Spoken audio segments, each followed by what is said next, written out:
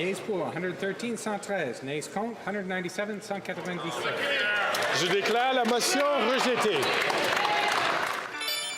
À Ottawa, les députés fédéraux vont continuer de prêter serment au roi lors de la rassermentation. Le député libéral acadien René Arsenault avait déposé un projet de loi pour que cela devienne optionnel, mais la perspective d'un débat constitutionnel a refroidi des parlementaires et une majorité a voté contre.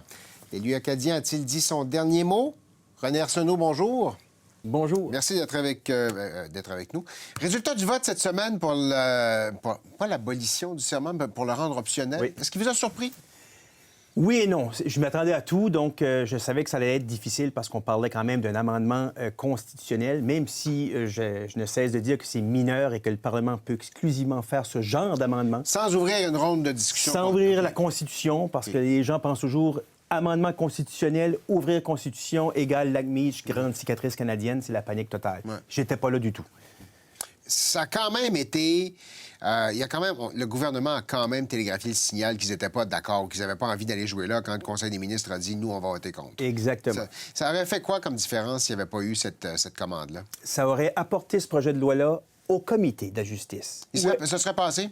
Ça se serait passé facile, très facile. Mais ce que ça aurait fait en plus, c'est que ça se serait rendu au comité de la justice, comité permanent de la justice, où on a des experts qui vont faire venir des témoins experts. Puis là, on va vraiment se pencher sur est-ce que j'ai raison ou tort d'avoir voulu emprunter ce chemin-là pour faire l'amendement que je proposais pour rendre optionnel le serment au monarque. Ouais. On a eu le débat au Québec, là, puis ça a passé au Québec après la dernière élection provinciale. On comprend un peu le raisonnement du côté québécois. Vous, en tant qu'Acadien, pourquoi c'est important pour vous de rendre ce serment-là optionnel? Je vais penser plus large qu'être acadien, parce que ma petite personne, c'est une chose, mais du point de vue canadien, il y a des gens que pour des raisons historiques, comme moi, par exemple... Oui, non, mais c'est le cas pour les Acadiens. Oui, la déportation des Acadiens, c'est le symbole, ça a été le prétexte de Charles Lawrence pour déporter les Acadiens de chez eux, en temps de paix, si on veut. Ça nous fait mal. Juste penser à ça, ça reste, c'est dans la tête. Ouais. Mais ça, c'est pour ma petite personne, mais il y a des gens qui s'y opposeraient à ce serment-là pour des raisons plutôt historiques, plutôt religieuses, plutôt ethniques ou peu importe. Mais en même temps, je suis conscient qu'il y a des gens qui sont monarchistes. Et la façon la plus élégante, selon moi, et la plus pratique de pouvoir respecter les sensibilités de tout le monde, c'était de faire ce que je proposais de faire, de rendre optionnel. Exactement. Oui. Mais en plus, M. Thibault, si vous me permettez, non seulement que je le rendais optionnel, ce serment-là, mais pour la première fois de notre histoire imaginée, pour devenir député ou sénateur, on prêtait un serment de travailler dans l'intérêt supérieur de notre pays, ce qu'on ne fait même pas chez nous. Vos collègues ministres ont dit cette semaine, des collègues ministres ont dit la semaine dernière, les Canadiens, on a d'autres chats à fouetter essentiellement. Il y a d'autres préoccupations. On n'est pas là pour parler du serment au roi. On devrait se concentrer sur l'économie, sur l'environnement. Ça vous dit quoi, ça, quand vous entendez ça? Deux choses. La première, c'est comme raisonnement académique, c'est pas fort.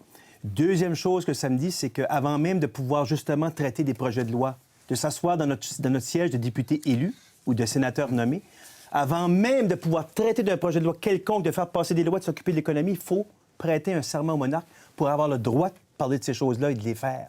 Est-ce que vous avez amené ça sur la table au mauvais moment? Est-ce que à un an de l'élection, alors qu'on a des préoccupations budgétaires, les sondages sont pas très bons pour votre parti, est-ce que c'était simplement une espèce de distraction que le gouvernement a voulu éviter, vous pensez?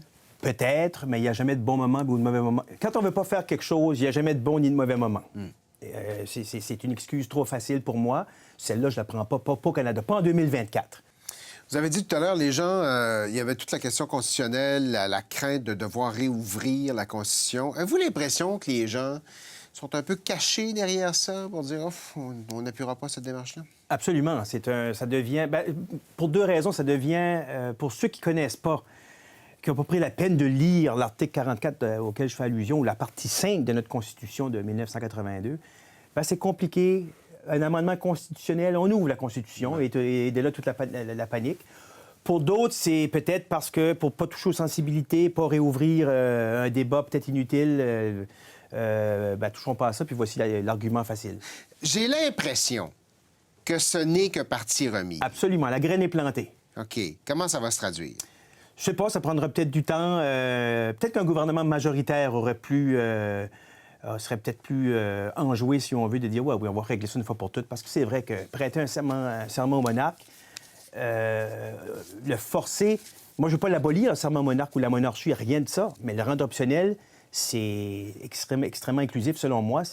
Mais en plus de nous donner la possibilité de dire qu'on veut travailler pour notre pays au Canada, pour ses intérêts puis celui de notre Constitution. René Arsenault, on va se dire à la prochaine fois, non? À la prochaine. Merci.